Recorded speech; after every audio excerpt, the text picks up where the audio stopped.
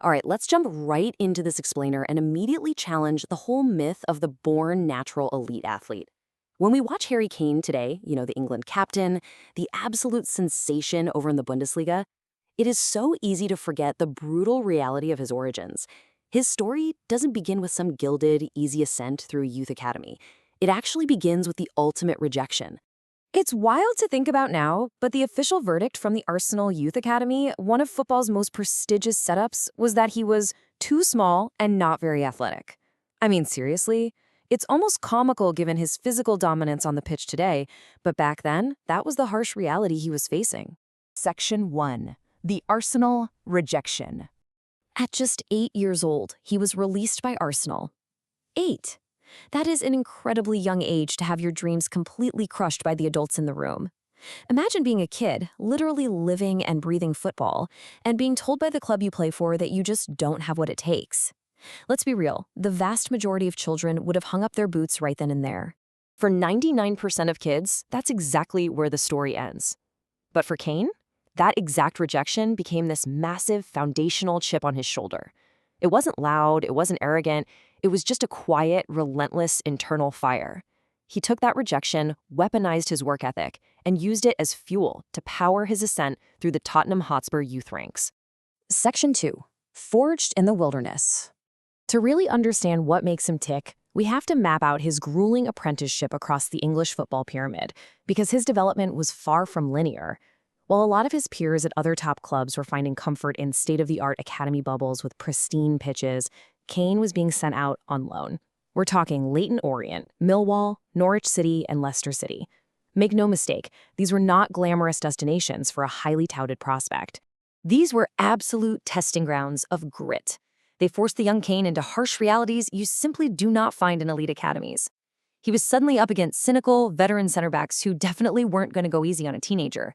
He had to learn how to control the ball on bobbly, unforgiving pitches down in the lower leagues, and he had to handle the sheer physical reality of professional men's football at a really young age. This whole period wasn't a punishment, though. It was his true apprenticeship.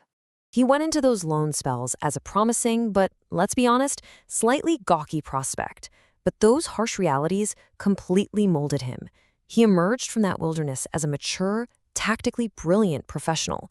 He didn't just survive those loans. He absorbed every lesson the English football pyramid had to offer and prepared himself to rewrite the record books. Which brings us to Section 3, rewriting the record books. Because when he finally got his real, sustained chance at Tottenham in that 2014-2015 breakthrough season, he didn't just participate, he absolutely dominated. He smashed 31 goals across all competitions, proving right out of the gate that he was absolutely not just a flash in the pan. That was the exact moment the wider footballing world realized that the kid Arsenal rejected had evolved into a literal force of nature. And he just kept going. Over the next decade, he evolved into the truly complete forward, racking up an astonishing 213 Premier League goals.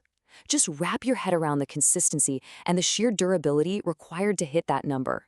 He became the second highest scorer in the entire history of the competition. And he wasn't just waiting in the penalty box for easy tap-ins.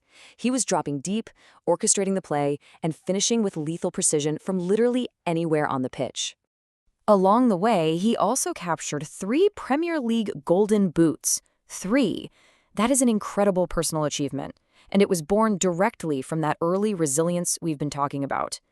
To be the top scorer in arguably the toughest league in the world, not just once, but 3 times, entirely cements his legacy as an all-time great.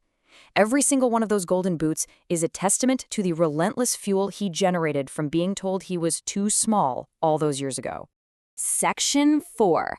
The Pursuit of Trophies. Now, despite completely rewriting those record books, his story takes a really dramatic turn. He took a huge calculated risk to pack up and move to Germany to join Bayern Munich. And, this wasn't just a simple change of scenery. This was a desperate professional pursuit to be a winner at the highest possible level. Think about it. He left the comfort of a club completely built around him and walked away from the pursuit of the all-time Premier League goal-scoring record, all because there was one glaring omission on his otherwise flawless resume. And this right here is the ultimate tension of his entire career. On one side of the scale, you have the individual accolades he's absolutely mastered. The golden boots, the 213 goals, all those personal records. But on the other side, you have the major team trophies that so agonizingly eluded him during his time in London. Kane has always been driven by a deeper focus. He doesn't just want to be remembered as a great scorer, he wants to be remembered as a winner. That massive contrast is exactly what drove him to take the biggest leap of his career. So, I want to leave you with this final thought to ponder as we wrap up this explainer. When you reflect on how grit, devastating early rejection, and just relentless ambition fueled all of his incredible success, you have to ask yourself, is true greatness measured by the individual records you break or the team trophies you actually lift? Harry Kane's entire career is essentially a real-time pursuit of the answer to that very question.